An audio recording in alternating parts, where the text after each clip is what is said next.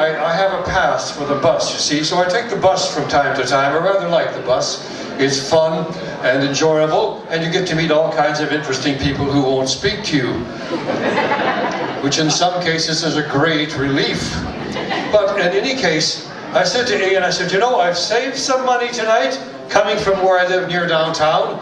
I saved some money, I ran behind the bus, and I saved $2. He said, well, that's lovely, Vincent. He said, why didn't you run behind a taxi? You would have saved 10. Now, I know we have people out here who have had a lovely supper, and probably with your supper tonight, you've had some vegetables. They're Health Canada, or whatever they, Santé Canada, just to prove that I am bilateral here. They do have rules to say you should eat this and that. Now, there's all kinds of good things for you to have, like rutabaga. In case you didn't know, that's a turnip. And don't turn up your nose at that. Oh, that's a terrible pun. I didn't say that. I know I didn't. But you know, there is a time about a story about that vegetable thing. And here it is. You see, it was some time ago, before there was time, if you can believe that. And there was in a village in the country, there was a village where the people would come in every Saturday. It was market day. And wouldn't they come into town from all over to buy things in the market, which was in the center of the town. And in the center of the town there was a well and there was all this sort of thing. But there they were having this big market day. Now from over here, out in the country on this side of the town, is where all of the carrot people lived. And they had all of the carrot farms over here. And they grew carrots by the thousands. And over here, on the other side of the town, was where lived the potato people. And didn't they grow potatoes by the bushel baskets? Just tons of them. Is that how you say that in metric? Tons? Oh, it doesn't matter. There were a lot of potatoes. But you know how it is about what they call the human condition. For some reason or other, they got a little bit up their kilt there, and they didn't get along too well. And so the carrot people they'd have meetings at night, and they would plan and plot against the potato people. And similarly, the potato people would plan and plot against the carrot people. Oh, the things that went on at those meetings. And they had special little costumes here, the carrot people, with little green things stuck on the top of their head. And they would go around and say, we've got to get those potato people. We've got to go out. I know what, said one of them. We'll get a load of our carrots. We'll go out there and we'll poke them in the eyes. Yes. And here are the potato people, and they're out there and they're planning and plotting, and they're saying, oh, what will we do with those carrot people? One of them said, I know what we do. We'll get a herd of rabbits and send them in there, and they'll just absolutely decimate their carrot. And it went on like that for years. And they'd come into the center of the town, and there'd be this big rivalry. They'd be on one side of the circle of the square, and then there'd be the potato people on the other. And they'd sit there and they'd go like this, oh, about all that sort of stuff. But there was another group of people, and they came down from the far hill.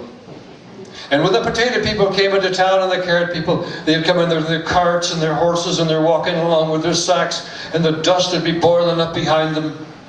But the onion people would come down from the hills. And down the road they came. There was no dust to be seen at all.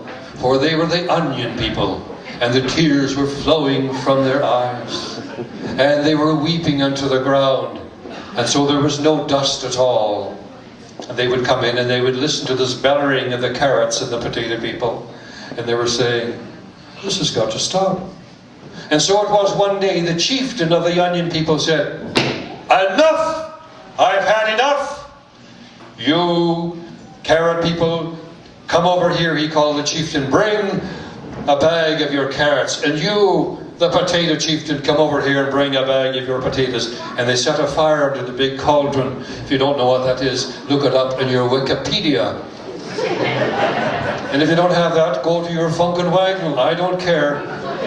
It means it's a big bloody pot that you heat up, and you put some water in there onto the bile, but it's not for tea, because you don't have enough tea to put in there. But there it is. They get it on the boil, and what does he do? He takes a bag of his onions, the onion chieftain does, and he cuts them up nice, and he chucks them into the water there, and they's boiling around, and the carrot man says, now, he says, your man is here, what do you want from me? He says, chop up your carrots, man, and you cut up your potatoes.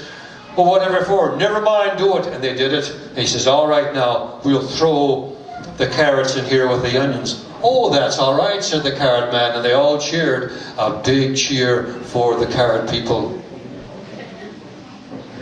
Well, he said, now we'll throw the carrots. Oh, no, we're not going to let you put those potatoes in there with the carrots. And the potato people said, no, we're not going in there with those carrot people at all. No, and they started, they were going to duke it out right there. Well, you know, the chieftain of the onion people, he just said, that's enough of that.